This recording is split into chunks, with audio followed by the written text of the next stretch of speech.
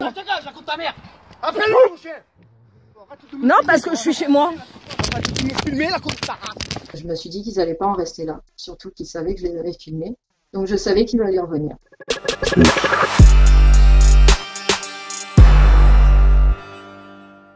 Je vivais sur un terrain avec mes animaux, donc un terrain que j'ai décidé de classer refuge LPO l'année dernière. Ça signifie qu'en fait, on est gardien de la biodiversité. Donc ça permet aussi d'y interdire la chasse officiellement. J'ai 3 chevaux, j'ai ma chienne, j'ai mes chats et des poules. Ce que je voulais créer, c'était un refuge pour tous, donc animaux, humains compris.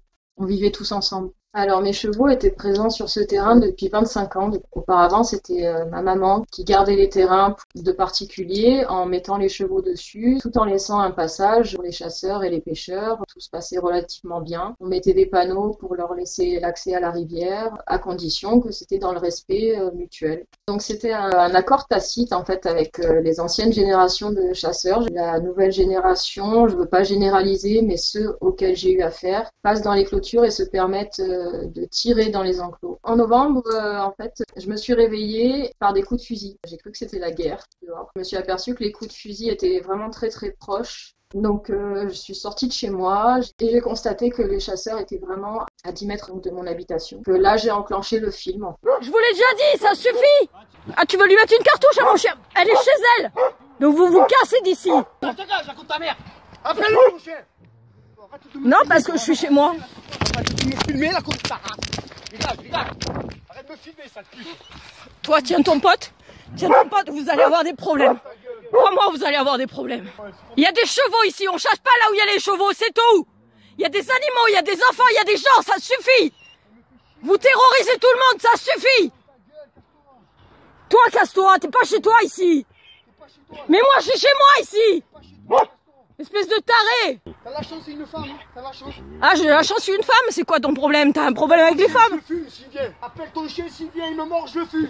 Vous avez entendu? Ouais. Entends bien, ton chien, il vient me mordre. T'inquiète, allez, ça va. J'ai enclenché le film sur les conseils d'un garde-chasse de ma commune pour garder des preuves. Suite à ça, je suis allée déposer plainte en gendarmerie avec les preuves vidéo. Cette plainte-là n'a pas abouti. Je me suis dit qu'ils n'allaient pas en rester là, surtout qu'ils savaient que je les avais filmés. Donc je savais qu'ils allaient revenir. Au bout d'une dizaine de jours, mon compagnon est sorti dehors à un moment donné dans la soirée et il est tombé nez à nez avec un homme avec une arme cachée dans nos buissons. Moi, j'ai entendu les cris, j'ai ouvert la porte et en fait, j'ai vu cet homme-là courir après mon compagnon avec son arme au poing en lui visant la tête.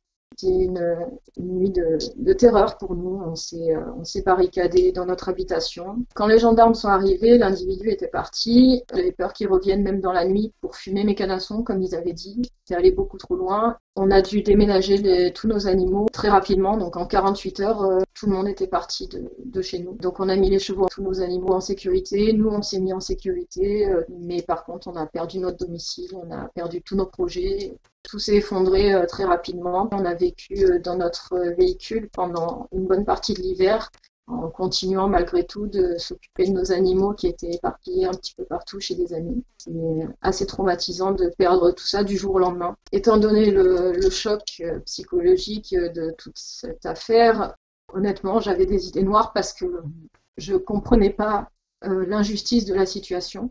En temps normal, je me soigne au naturel, mais là, pour la première fois de ma vie, j'ai eu besoin d'une béquille thérapeutique et de soins psychologiques. Actuellement, on est hébergé dans 2 endroits différents. Donc moi, je suis hébergée chez des amis avec mes chevaux et ma chienne et mon chat.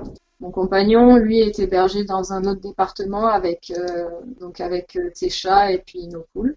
Notre intention, c'est évidemment de réunir tout le monde, mais pour l'instant, il faut avant tout redémarrer notre vie. J'ai effectivement très envie de revenir vivre là-bas, mais psychologiquement, c'est super difficile. Je me sens pas capable. Je fais des crises de tremblement, de tétanie, des crises d'angoisse. J'aurais du mal à me sentir en sécurité et à sentir mes animaux en sécurité chez moi à nouveau. J'ai conscience que la plupart des chasseurs sont respectueux. J'ai pas de soucis particulièrement avec la chasse, mais simplement, et il y a une notion de respect vraiment à maintenir dans ce loisir. En ce moment, il se passe des choses, on le sait tous. Il y a un changement qui se profile à l'horizon. Le changement se fera pas dans la violence. Il faut cesser le feu, j'ai envie de dire. C'est pas comme ça que l'humanité va perdurer. Il faut préserver la biodiversité pour préserver l'humanité également.